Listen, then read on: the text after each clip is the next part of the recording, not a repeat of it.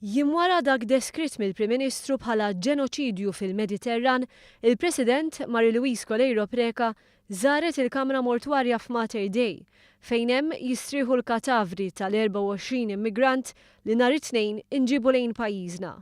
Miżewda bi fjuri li ntbagħtu minn istituzzjonijiet diversi u ċittadini li wieġbu għas-sejħa tal-Kap Eżekuttiv tal-Isptar Ivan Falzon, id-daħla tal-Kamra Mortwarja kienet mibdula f'xempju ta' solidarjetà lejn l-aħħar vittmi ta' ċirku kriminali.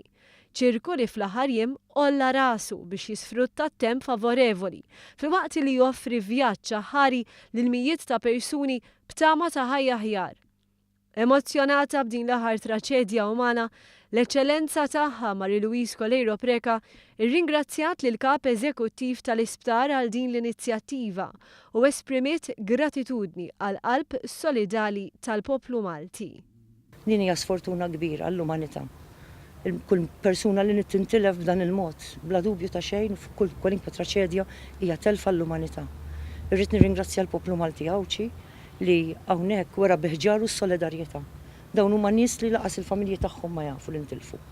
U min jaf kemm iridu jdumu biex jirrealizzaw meta jibqgħu bla kuntatt li il-familjari tagħhom intilfu. Grazzi eżis ħuti Maltin u Għawċin ta' din it-turija ħalli turu li aħna poplu tas-sew ta' kuxjenza u ta' fibra mimlija valuri.